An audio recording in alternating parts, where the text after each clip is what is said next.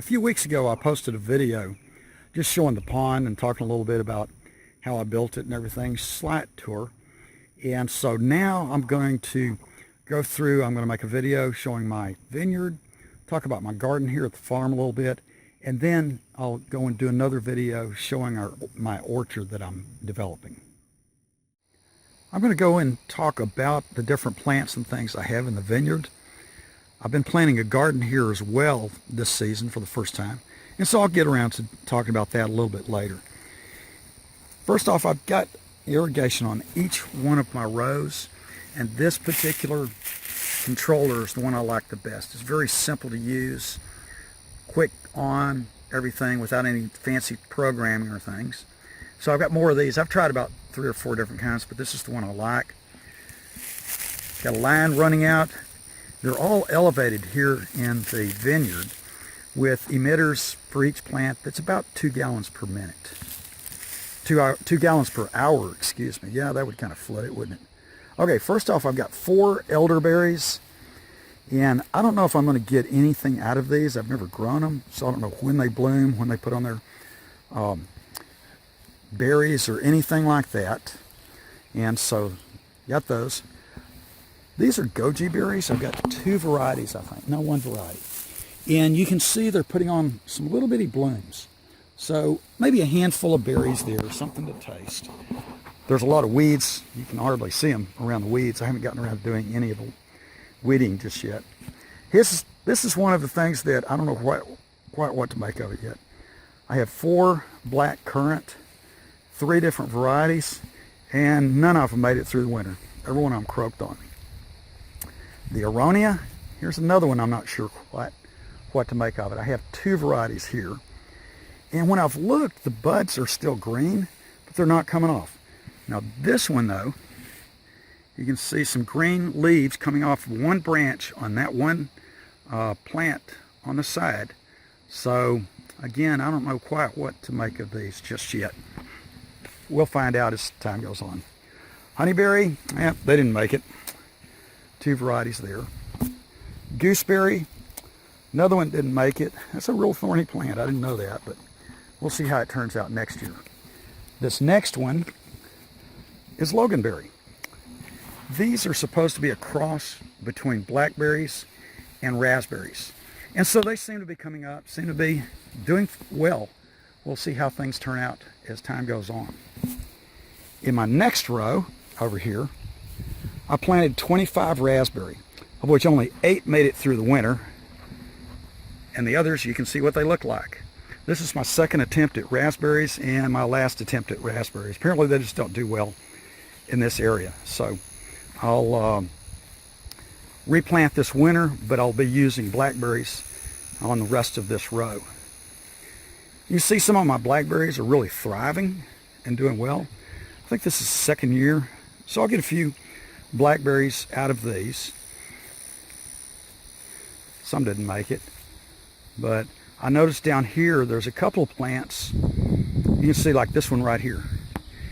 It's put out some runners underground, so I'll come back with a shovel here in a little while and move those to another location. Some of these spots where they got lost, where they didn't survive, like that one. There's another plant right there and another one. So that's my blackberries. Arapaho is the variety of those. Now my blueberries, this is my 2nd year. My first year I planted 10. I have bright blue, and over there on the next row is tiff blue.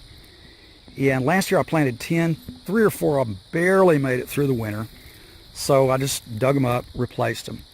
And you can see I can put easily 50 plants out here. Probably more than that.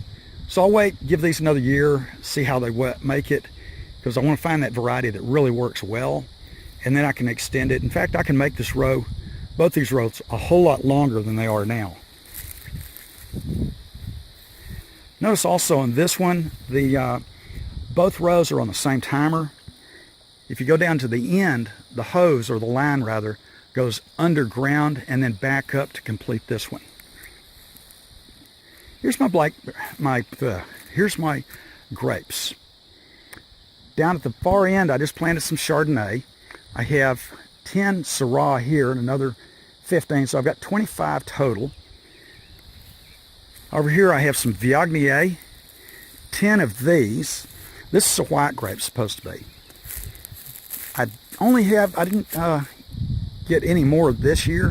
When I went ordering grapes, they didn't have Viognier in stock. And they didn't until several weeks later, and it was too late then. I'd already spent my budget. So I've got space for about 5 more. If you look at these Syrah, let me find one for you. Oh, I saw it over here just a little while ago. Some tiny, tiny little grapes. Yeah, look at that. There's a little bunch of grapes. There's a few more on a couple of these. I've been debating whether I should go ahead and just destroy, clip those off, or actually collect some and try to make some wine this year. We'll see how that works out. Now, if you look at the spacing, of course, if you go on the internet, you can always find the answer you want, whether it's right or wrong. And so this first group that I planted last year, I spaced at 5-foot intervals. And I can find plenty of YouTube videos that say 5-foot intervals. Well, it seemed kind of tight as I grew these. So this next group, I'm putting at 10-foot intervals. And you can see they're doing quite well. Most of them are. You plant them in these white tubes. In fact, the companies that sell these will not guarantee their plants unless you use these cardboard tubes. And I was a little skeptical, but yeah, they just seem to do great.